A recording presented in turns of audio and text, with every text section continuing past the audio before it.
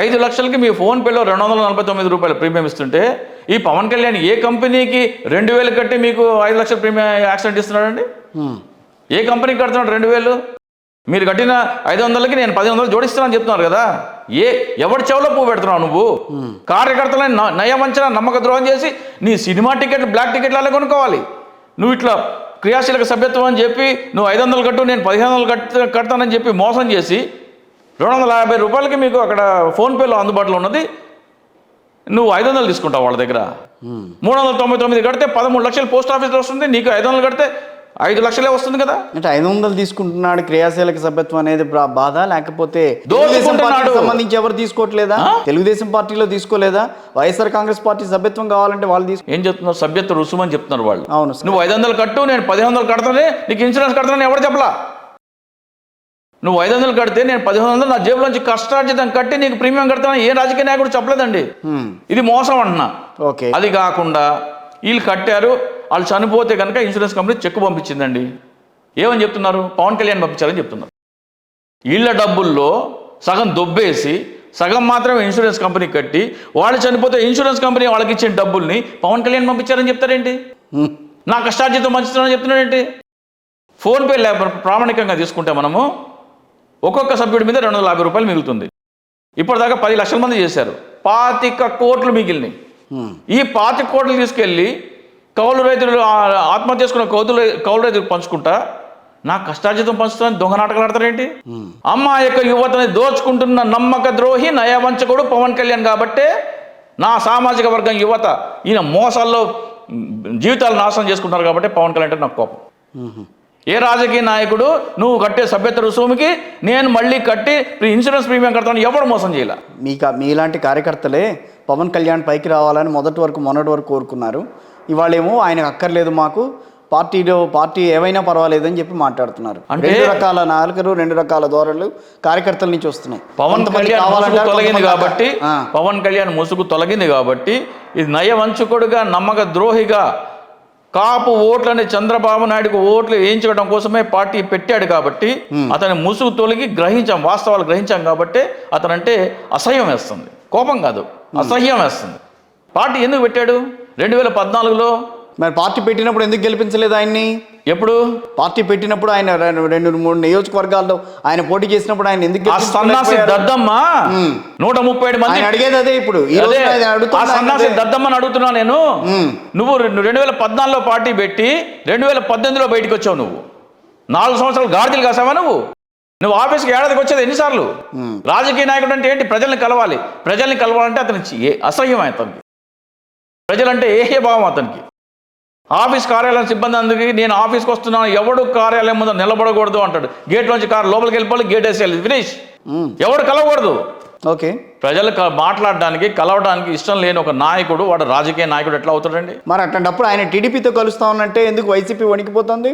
ఎక్కడ వణుకుతుందండి వైసీపీ? చూపిస్తారు కదా ఎందుకు ఓడిపోయారని చెప్తున్నా కదా. మీరు ఎన్నికల కంటే ముందర ఏం చేశారు? ప్రత్యేక హోదా కోసం 3 అంచెల పోరాటం చేస్తా అన్నారు. 13 జిల్లాల్లో 13 మీటింగ్లు పెడతా అన్నారు. మొదటి దశ అంట, రెండో దశ ఏదో చెప్పాడు, మూడో దశ ఏదో సోది చెప్పాడు. అప్పుడు నువ్వు పెడతానన్న 13 జిల్లాల్లో మొదటి దశలో 13 జిల్లాల్లో 2 మీటింగ్లు పెట్టి పారిపోయావు. అది నీకు ప్రత్యేక హోదా పట్ల ఉన్న చిత్తశుద్ధి. 11 జిల్లాలు ఎగ్గొట్టాడు, రెండో దశ మొత్తం ఎగ్గొట్టాడు, మూడో దశ మొత్తం ఎగ్గొట్టాడు. అయిపోయింది. మళ్ళీ ఎన్నికల దగ్గరకు వచ్చిన తర్వాత నాకు పొట్టి శ్రీరాములు గారు అంటే ఆదర్శం, ఆయన రాష్ట్రం కోసం ప్రాణం త్యాగం చేశాడు, నేను ప్రత్యేక కోసం ఆమరణ నిరాహార దీక్ష చేస్తా అన్నాడు. మళ్ళీ పత్తా లేకుండా పోయాడు. ఎవడేస్తాడండి ఓట్లు? ఏం చూసేస్తారు ఓట్లు? ఏం చూసేస్తారు? ఓకే, నువ్వు 130 మంది టికెట్లు ఇచ్చావు. ఎప్పుడు ఇచ్చావు? నోటిఫికేషన్ వచ్చి నామినేషన్ రేపు సాయంత్రం 5 గంటల దాకా సమయం ఉంటే ఈరోజు ఉదయం 10 గంటలకు కూడా నామినేషన్ ఇచ్చిన సందర్భాలు. అంటే ఇంకా 7 గంటల్లో, కేవలం 7 గంటల్లో నామినేషన్ ప్రక్రియ పూర్తవుతుందన్నగా కూడా బీఫామ్ ఇచ్చినారు. వాడు ఎప్పుడు వెళ్ళి నామినేషన్ వేయాలి, ఎప్పుడు ప్రచారం చేసుకోవాలి, ఎప్పుడు గెలవాలాడు. ఫలానా అభ్యర్థిని నువ్వు కొత్తగా పార్టీ పెట్టినప్పుడు, కొత్త అభ్యర్థికి ఇచ్చినప్పుడు ఎప్పుడు ఇవ్వాలి? ఈసారి కూడా అభ్యర్థులు తెలుగుదేశం నుంచి పారాషూట్ బ్యాచ్ దిగుతుంది. ఆయనకి ఇచ్చే 2 డజన్ సీట్లలో 1 డజన్ వాళ్ళే ఉంటారు. 40 సీట్లన్నా ఇస్తానంటున్నారు. 40 కాదండి, గౌరవప్రదమైన సీట్లు. కార్యకర్తలకి దృష్టిలో గౌరవప్రదమైన సీట్లు అంటే చెరి సగం 75. హరిరామ జోగయ్య గారి దృష్టిలో 60. మీ దృష్టిలో 25 మించితే గ్రేట్. 25 మించితే గ్రేట్. మరి ఇంత వ్యతిరేకిస్తున్నారు పవన్ కళ్యాణ్ని. ముద్రగడ ఆయన రేపు రాజకీయాల్లోకి వైఎస్ఆర్ కాంగ్రెస్ పార్టీలోకి వస్తాడు అని చెప్పి మీ కాపు సామాజిక వర్గం కొంతమంది మాట్లాడుతున్నారు. ఆయన అట్లా వెళ్తాడు వైసీపీలోకి అని చెప్పి కొంతమంది మాట్లాడుతున్నారు. ఎందుకు వెళ్ళకూడదు? ఎందుకు వెళ్ళాలి? రాజకీయ నాయకుడు ఎవరైనా ఏ పార్టీలో చేరొచ్చు.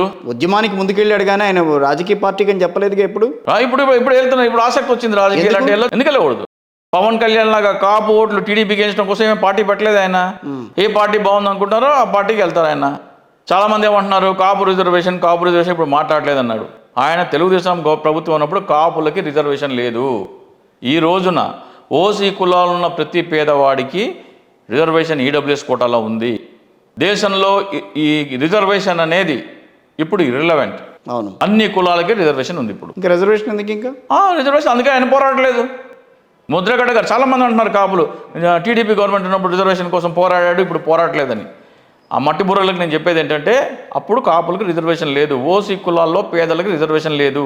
ఇప్పుడు ఓసీ కులాల్లో ఉన్న పేదలందరికీ, కాపులు, బ్రాహ్మిన్స్, వైశ్యాసు అందరికీ రిజర్వేషన్ ఉంది. ఓసీ కులాల్లో అతిపెద్ద సామాజిక వర్గం ఏది? మరి ఆయన రావటం మీకేం భయం లేదు అని అనుకున్నప్పుడు ముద్రగడ వ్యవహారం మీద ఎందుకంత గొడవ జరుగుతుంది? ఇప్పుడు ఎవరు గొడవ జరుగుతుంది? అందరూ స్వాగతిస్తున్నారు, వీళ్ళకే చెమటలు పడుతున్నాయి. వైసీపీలో ఏం ప్రాబ్లం లేదు. వైసీపీలో ప్రాబ్లం ఎక్కడ ఉందండి బాబు? ప్రాబ్లం అంతా టీడీపీలోనే, జనసేనలోనే ఉంది. ముద్రగడ గారు వచ్చిన ఇప్పటికే పవన్ కళ్యాణ్ ఇచ్చిన తలాతోకా లేని స్టేట్మెంటు, మా తెలివి తక్కువ స్టేట్మెంట్లు వలన ఓటు బ్యాంక్ కోల్పోయాడు ఆయన. ఏంటి, రాబోయే 10 సంవత్సరాల్లో మనం టీడీపీతో పొత్తుండాలి, తెలుగుదేశాన్ని విమర్శిస్తే వాళ్ళని వైసీపీ కోవట్టుగా చూస్తా. ఈయన పెద్ద టీడీపీ కోవట్టు కాబట్టి ఈయన పార్టీ పెట్టిందే టీడీపీకి.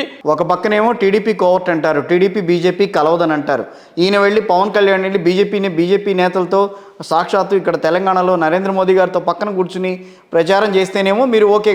అది ఆ స్థాయిలో జరిగిన వ్యవహారం మాకు సంబంధం లేదని అంటారు. పవన్ కళ్యాణ్ అన్నిటికీ మీరే సమాధానం చెప్తారు. నేను ఇప్పుడు పవన్ కళ్యాణ్ ఏమన్నారు, నరేంద్ర మోడీ గారు నా ఆశయాలు నచ్చి ఆ జనసేన కండువా ఆయన మెడలో వేయించుకోమన్నారు, అది జనసేన స్టేటస్ అన్నారు. అలాగే పవన్ కళ్యాణ్కి వచ్చిన జనాదరణ చూసి మోడీ గారు ఆశ్చర్యపోయారు అన్నారు. పవన్ కళ్యాణ్కి వచ్చిన ఓట్లు చూసి మోడీ గారు మూర్చిపోయారంట, మొహం మీద నీళ్లు జల్లి మళ్ళీ లేపారంట. అలాగే పవన్ కళ్యాణ్ భావజాలం చూసి మోడీ గారు మెడలో కండువాయించుకున్నారని చెప్పారు కదా, అది భావజాలం కాదు, భావదారిద్ర్య బాబు అని అర్థమైందంట అప్పుడు ఎన్నికల్లో ఫలితాలు చూసిన తర్వాత. బర్రెలకు వచ్చిన ఓట్లు కూడా రాలేదు. మోడీ గారు ఇంకా షాక్లో తేరుకోవాలా, అంత జనం వచ్చారు, దాంట్లో 1% ఓట్లు వేసినా కానీ 50-60 వేలు ఓట్లు రావాలి కదా. అవును, మరి అంత ఎందుకు రాలేదు? సన్నీ లియోన్కి వస్తారండి కొచ్చిన్లో 12 కిలోమీటర్లు ట్రాఫిక్ జామ్ సన్నీ లియోన్కి. చివరికి పవన్ కళ్యాణ్ ఆయన సన్నీ లియోన్తో పోలుస్తుంది. లేదండి పాపం, ఆమె చాలా గౌరవం ఉన్న వ్యక్తి అంటే చాలా గౌరవం నాకు.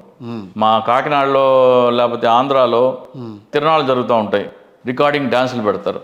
రికార్డింగ్ డ్యాన్సులు చేసేటప్పుడు అట్టాగే కేరింతలు కొడుతూ ఉంటారు యువత. వాళ్ళు కొద్దిగా స్కర్ట్ పైకి లేపితే విజిల్స్ ఈలలో వేస్తారు. పవన్ కళ్యాణ్ ప్రసంగానికి కూడా అలాగే వాళ్ళ మూడ్ సేమ్గా ఉంటుంది. ఒక రికార్డింగ్ డ్యాన్స్లో క్రౌడ్ మూడ్ ఎలా ఉంటుందో ఇందాక నేను చూస్తున్నా. ఎందుకంటే పవన్ కళ్యాణ్ మీద అంత మీకు కోపం ఏంటండి? వాస్తవం చెప్తున్నాను నేను, ఓట్లు పడట్లేదు కదా, ఫిగర్స్ చెప్తున్నాయి కదా మీకు. ఇలా మీరు రికార్డింగ్ డ్యాన్స్లో ఈలలు కేకలు ఉంటాయా ఉండవా? ఉంటాయి కదా. పవన్ కళ్యాణ్ స్టేజ్ మీద కూడా ఉంటాయి ఈలలు కేకలు. మరి ఆయనకి ఓట్లు పడట్లేదు కదా, అంటే ఇది అది ఒకటే కదా. రికార్డింగ్ డాన్సులు చేసే వాళ్ళు కూడా ఎంటర్టైన్మెంట్ ఇస్తున్నారు, పవన్ కళ్యాణ్ కూడా ఎంటర్టైన్మెంట్ ఇస్తున్నాడు అంతే. మళ్ళీ ఆయన అదే నియోజకవర్గాల్లో పోటీ చేస్తానంటున్నారు. ఏ నియోజకవర్గాల్లో? పిఠాపురం, లేకపోతే ఇంకోటి వైజాగ్, సో కొన్ని ఏవో ఇటు నర్సాపురం కానీ మళ్ళీ తీసుకోండి. జిల్లాకో నియోజకవర్గంలో పోటీ చేసి, ఇంతకుముందు నేను ఎక్కడికి వెళ్తే అక్కడి నుంచి పోటీ చేస్తానేవాడు. జిల్లాకో నియోజకవర్గం, ఇప్పుడు 26 జిల్లాలు ఉన్నాయి, 26 చోట్ల పోటీ చేయమండి, ఇబ్బంది ఏముంది? నో ఇబ్బంది లేదు. అంటే ఒకవైపు మీరు ముద్రగడనేమో వెనకేసుకొద్దామని ట్రై చేస్తారు, అదే కాపు సామాజిక వర్గానికి చెందిన పవన్ కళ్యాణ్ ఏమో మీరు పక్కన పోతారు. పవన్ కళ్యాణ్ కాపు సామాజిక వర్గం కాదు రాసి పెట్టేస్తారు అట్లా. పవన్ కళ్యాణ్ కాపు సామాజిక వర్గం కాదు, చంద్రబాబు నాయుడుకి ఊడిగం చేసి ఒక కాదనంటే మీరు చిరంజీవిని కూడా కాదనాల్సి వస్తుంది. పవన్ కళ్యాణ్ కాదు, ఆయన కాదంటే చిరంజీవిని కూడా కాదనాల్సి వస్తుంది. ఇప్పుడు అన్నదమ్ములు వాళ్ళని కాదని ఎట్లా మత మార్పిడి లాగా కుల మార్పిడి ఏమన్నా చేసుకున్నాడేమో మరి. ఇది నేను ఒప్పుకున్నది. ఎందుకు? ప్రజారాజ్యం అనేది 17 సీట్లు గెలుచుకుని చూపించుకుందా, తానేంటో నిరూపించుకుంది. అవునండి. పవన్ కళ్యాణ్ మతం ఆ రోజున కాపులకున్న ఐక్యత ఈ రోజున కాపులకు లేదనంటే అది పవన్ కళ్యాణ్ ఇది అసమర్థత ఎందుకు అవుతుంది? అది ముమ్మాటికి అసమర్థతే.